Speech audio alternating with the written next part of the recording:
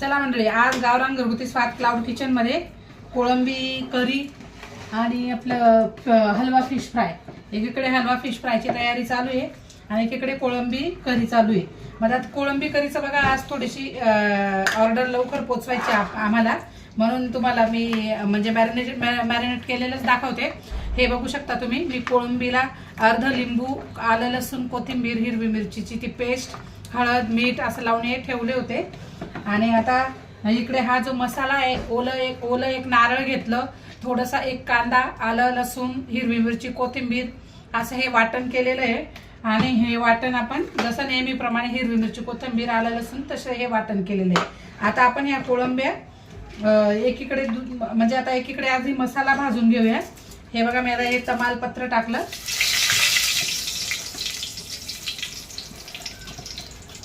जिरे टाकून घेतले, हिंग टाकून घेतला. आता थोडीशी ही लसूण हिरवी मिरचीची पेस्ट,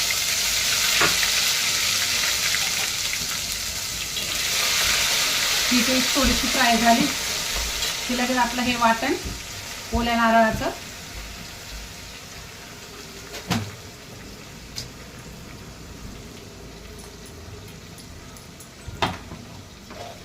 आता हे वाटण चांगलं परतवून घेऊ आपण. तोपर्यंत एकीकडे आपण कोळंब्या परतवून घेऊ, कारण कोळंबी थोडंसं कढईमध्ये तेल टाकून एका साईडला परतवून घ्याव्या लागतात. म्हणजे त्या परतवल्या ना तर ह्या भाजीला टेस्ट खूप छान येते, एक त्याचं सूप सारखं. आणि मग ते करीमध्ये टाकायचं, खूप मस्त लागते ती. चला आता मी दाखवते तुम्हाला. चला आता आपण कढईमध्ये तेल टाकून घेतलं, बघू शकता तुम्ही. त्यात आपण थोडेसे जिरे टाकूया.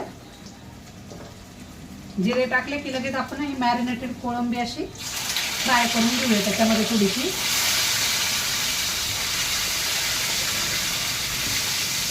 या पद्धतीने कोळंबी करी जर तुम्ही बनवली तर खूपच छान आणि खूपच टेस्टी लागते. तुम्ही नक्कीच ट्राय करा. आता ही आपण अशी परतवून घ्यायची चांगली.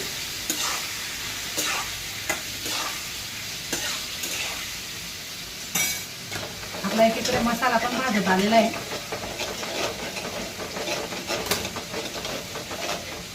बघा, आता मसाल्याने छान तेल सोडलेलं आहे.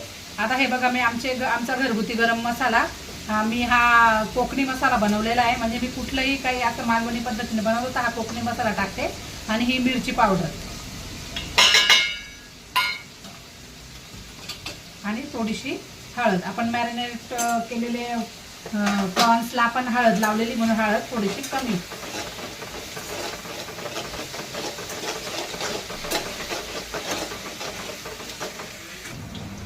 चला आता मसाला पण छान परतवून झालेला आहे. आता आपण थोडंसं पाण्याचा तडका देऊन घेऊ आणि परत पाण्यावर असा तेल सुटेपर्यंत मसाला भाजून घेऊ. तोपर्यंत एकीकडे आपली कोळंबी पण तयार होऊन जाईल. बघू शकता कोळंबीला पण आता कसं आहे बघा, पाणी सुटायला लागलेलं आहे. म्हणजे एक सूप सारखं तयार होतं. आणि मग हे जेव्हा आपण या करीमध्ये टाकतो ना, खूप मस्त टेस्ट येते या कोळंबी करीला. अगदी पटकन आणि झटपट होणारी कोळंबी करी सांगितली मी तुम्हाला. पुढच्या वेळेस पूर्ण मसाल्यापासून त्याच्यापासून प्रॉपर रेसिपी टाकेल, पण तरी सुद्धा मी ज्या पद्धतीने सांगितलं त्या पद्धतीने तुम्ही नक्की करा. एकदा करून मला कमेंट करून नक्कीच कळवा की कोळंबी करी कशी झाली होती असं. चला आता बघा, आपल्या या मसाल्याला पण छान तेल सुटलेलं आहे. बघू शकता, मी थोडंसं जवळ कॅमेरा करून दाखवते तुम्हाला. हे बघा, मस्त तेल सुटलेलं आहे. आपल्या कोळंबीला पण बघू शकता असं सूप सुटलेलं आहे. मग हे सूप आणि जेव्हा ही कोळंबी आपण म्हणजे प्रॉन्स टाकतो ना, आणि जेव्हा अजून त्याला तेल सुटतं आणि मग आपल्याला हवी तेवढी करी आपण करायची. आता बघू शकता आमचे फिश फ्राय पण आम्ही डीप फ्राय करतो आणि अगदी ताजं तेल टाकलेलं असतं, म्हणजे असं तळणीचं तेल वापरत नाही आम्ही. आता हे फिश फ्राय पण बघू शकता तुम्ही, अजिबात त्याच्यामध्ये तेल जात नाही. खूपच मस्त फिश फ्राय होतं ते पण. पूर्ण फिश फ्रायची प्रॉपर रेसिपी हवी असेल तर कमेंट करून नक्की कळवा. चला आता आपण ही कोळंबी यात टाकून घेऊया.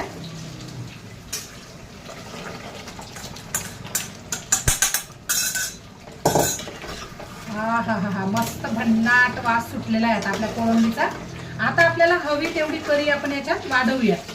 मी आता याच कढईत थोडंसं गरम पाणी करून घेईल.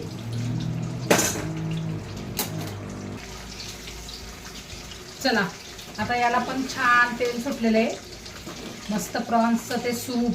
आता एकीकडे आमचं हे आपलं हे पाणी पण गरम झालेलं आहे. आता करी आपल्याला हवी तेवढी, तुम्हाला घट्ट म्हणजे दाटसर पातळ कशी करी आवडते तुम्ही त्या पद्धतीने बनवा.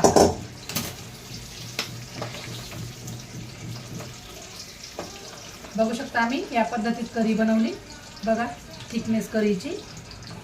आणि आता आपण याच्यात प्रॉन्सचा मेन जिव्हाळा म्हणजे कोकम. आता आपण यात कोकम आगळ घालूया. या कोकम आगळने खूप छान टेस्ट येते, मस्त. असं तुम्हाला आवडेल तेवढं, तुम्हाला जर समजा थोडंसं आंबट गोड आंबट तिखट आवडत असेल तर तुम्ही तशी बनवू शकता. म्हणजे थोडंसं प्रमाण चमचा 2 चमचा तुम्ही जास्त टाकू शकता. मी माझ्या हिशोबाने आणि माझ्या पद्धतीने मी हे टाकलेले 2 ते 3 भूत. आणि मॅरिनेट करताना मी मीठ टाकलेलंच होतं. चला बघा, आपली प्रॉन्स करी रेडी, अगदी पटकन एकदम. बघू शकता तुम्ही, प्रॉन्स पण छान मस्त जम्बो प्रॉन्स होती. खूप अप्रतिम टेस्ट येते याची, तुम्ही पण नक्कीच बनवा. आजची रेसिपी कशी वाटली कमेंट करून नक्कीच कळवत चला, कारण तुमच्या कमेंट खूप महत्त्वाच्या असतात. कारण तुमच्या कमेंट मिळाल्या तरच मला थोड्या अजून प्रेरणा, अजून उत्साह माझा वाढतो व्हिडिओ बनवायला. आणि व्हिडिओ शेअर करत चला, व्हिडिओला लाईक करा. आणि मेन म्हणजे चॅनलला सबस्क्राईब करा. सबस्क्राईब केलं ना तर तुम्हाला रोजचे आमचे व्हिडिओ, रोजचे मेन्यू दिसतील. चला धन्यवाद. असाच सपोर्ट करत राहा, खूप व्ह्यूज मिळू द्या.